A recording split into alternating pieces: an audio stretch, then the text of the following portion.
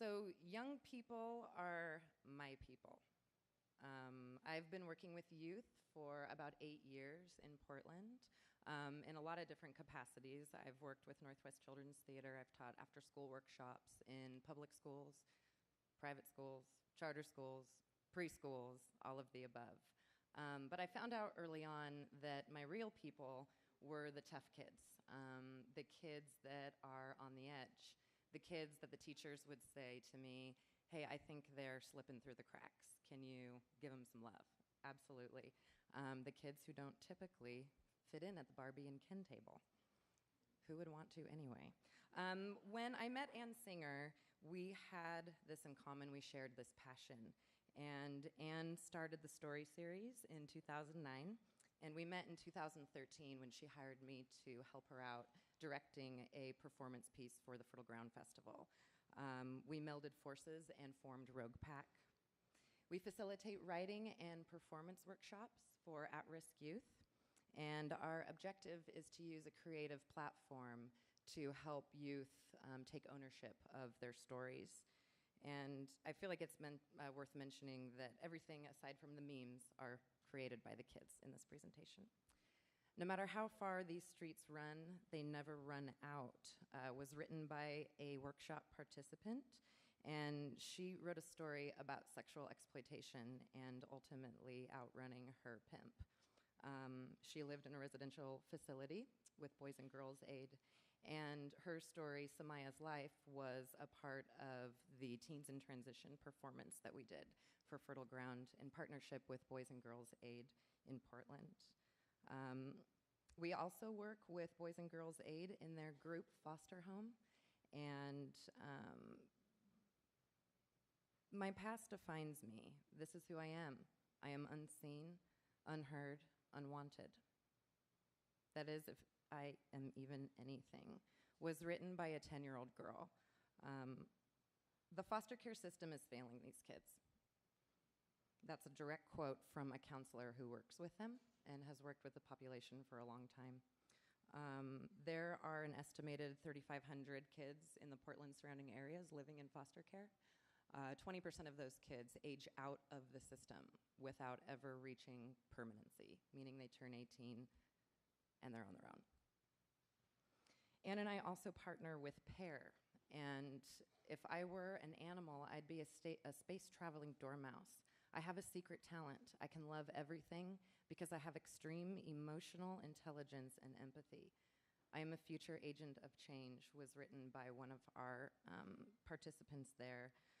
Ann and I would come in every Wednesday for a couple of hours and teach writing workshops and improv workshops, and we would interview them, and we got the stories from over 50 youth, and we performed Maybe It's Because I'm So Versatile for last year's Fertile Ground Festival. My name is Jasmine Olivia. I like reading, writing, and cutting, refers to one of our participants who has experience with self-harm. And we worked with Jasmine this spring in our mental health awareness campaign, which was in partnership with Milwaukee Arts Academy, which is an awesome place, and Folk Time, also an awesome place. And we shot 2 films. They're currently in post-production, and we're hoping to use them to help break social stigma surrounding youth living with mental health. Lucille Ball. There are so many talented, creative people using their outlets for good and expressing their creativity in spite of or possibly because of the challenges they face. This painting and then the next slide that you'll see was actually created by a good friend of mine, a local artist here in Portland, fellow native Portlander, stand-up comedian and badass visual artist. Her name's Jessie Angie, and she also lives with mental health challenges, and I have information about her artwork if anybody's interested. Very nice of her to let us use it. I love this one. Lesbionic T was a normal, everyday girl until she was bitten by a vampire, and then she died and came back as a lesbian who fights for people being able to have relationships with everyone and anyone they want to. Her sidekick is Chris Brown. She helps him with his anger management. Naturally, they're fighting homophobia together.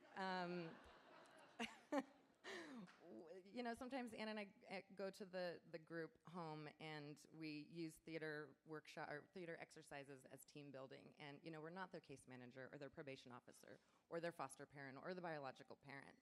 We're just a familiar face, and sometimes that's enough. We can use performance to inspire social change. But can we use creativity and storytelling to become a safety net for the kids who slip through the cracks? I'm not totally sure. I know that it helped me. But let's not be this guy. Love you dearly, Heath, and we respect your work, but let's give a fuck, okay? And by that, I mean, let's care. Let's really care about what's happening. Let's bring visibility to these kids and listen to their stories. I know that sex trafficking and homelessness and problems with the foster care system aren't typical happy hour conversations, but let's find a way to pay more attention and shed light on the shadow issues and make a difference. Let's be kind. If you want to learn more about the organizations that I talked about or the wonderful, amazing artists like Michael McCrary and Jessie Angeli, please come find me. I've got all that contact information. If you want to keep tabs on Rogue Pack, find us on social media. Our website is roguepack.org, and we're preparing for another performance in January working with Jason Lee middle school kids. So, thank you.